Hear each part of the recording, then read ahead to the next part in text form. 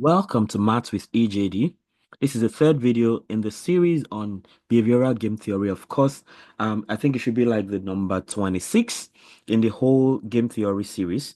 And it's been such a nice ride all along. It's been such an interesting expose on game theory all the way.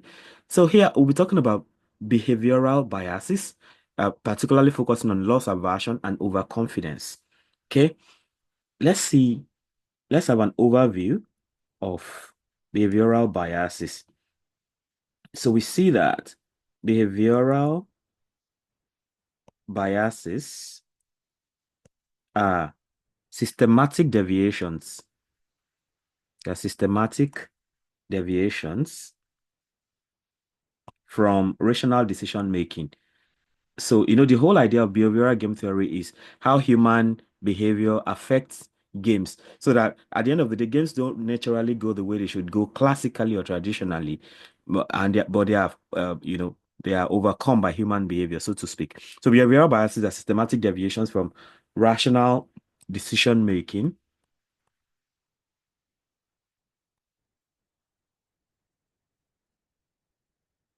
that influence how individuals evaluate outcomes and make choices.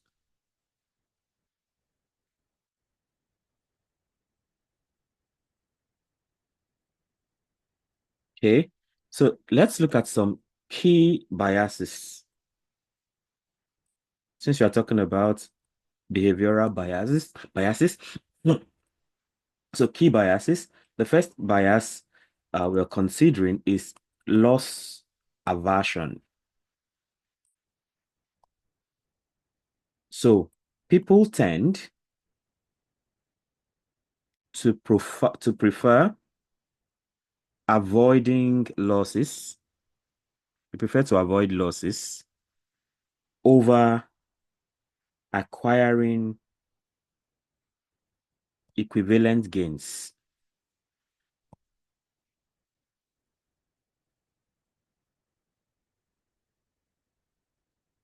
Okay. Um, People tend to prefer avoiding losses over acquiring equivalent gains. So losses are psychologically, psychologically more impactful, more impactful than gains. So people they would rather keep their say $1,000, than risk it to gain another $1,000. That's the idea of loss aversion. So they would rather keep what they have instead of doubling it. So that's loss aversion. So rationally, right? You want to expect people to be able to take the risk of doubling their money, even in the best of investments. But loss aversion can prevent some people. So we have overconfidence, which is this should be the exact opposite of loss aversion. So there's overconfidence, overconfidence. So here, people tend to overestimate,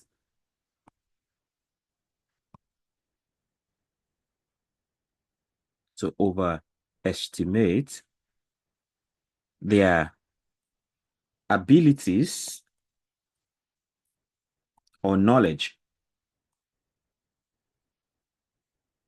leading to overly optimistic predictions, overly optimistic predictions or risky decisions. So this is the opposite of loss aversion. So here, somebody is just willing to just throw away just drop $1,000, hoping to double it, even when it doesn't make any sense to do that. So that is overconfidence. So let's look at an example.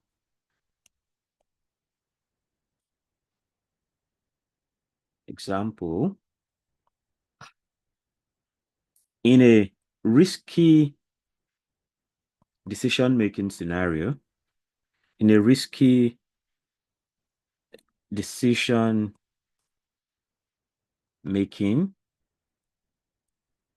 scenario, imagine a person is offered a gamble. Person is offered a gamble, and there is a 50% chance, there's a 50% chance to win $100 and a 50% chance and a 50% chance to lose $100. Okay.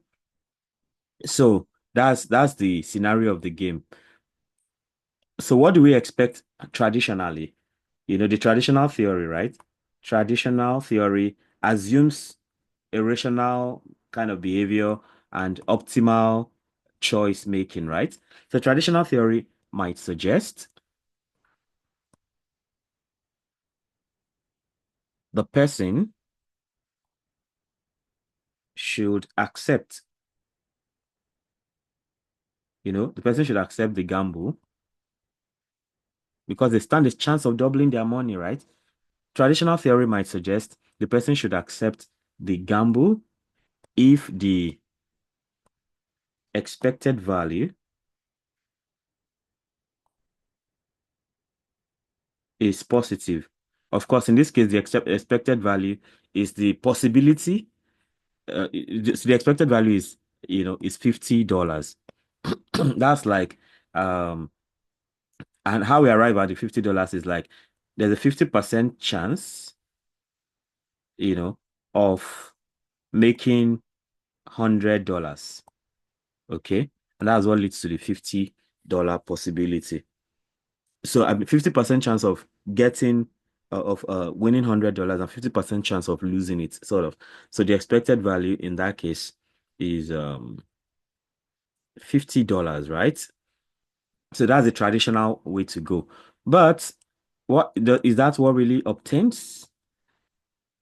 So behavioral game theory will have another story to tell us. Behavioral theory based based on loss aversion, as someone who cannot afford to lose anything, based on loss aversion, would suggest the person might reject the gamble. The person might reject the gamble as the pain of losing $100. The pain of losing $100 outweighs the pleasure, outweighs the pleasure of winning $100. Okay, so that goes. But then we can also consider overconfidence bias. Overconfidence bias. So we've seen loss aversion over there. So here, if a person is overconfident in their ability, overconfident in their ability to predict the outcome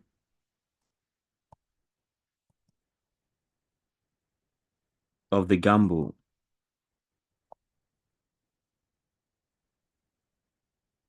they may take on excessive risk, believing they can predict the outcome better, believing they can predict the outcome better than they actually can.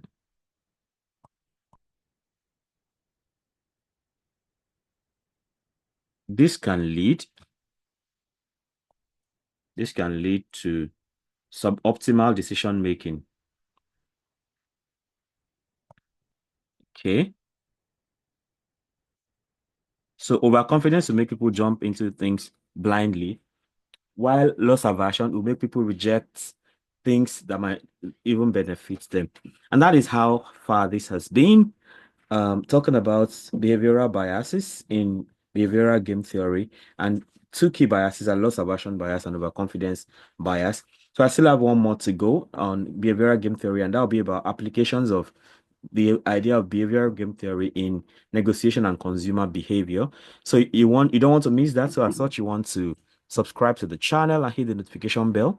You also want to comment to let me know um how useful these videos have been to you, and if there's a topic you'd like me to teach or a problem you'd like me to solve. And also don't forget to like and share so that more people can have access to this. So again, don't forget to hit the notification bell so you can get alerted each time a new video is released. Bye.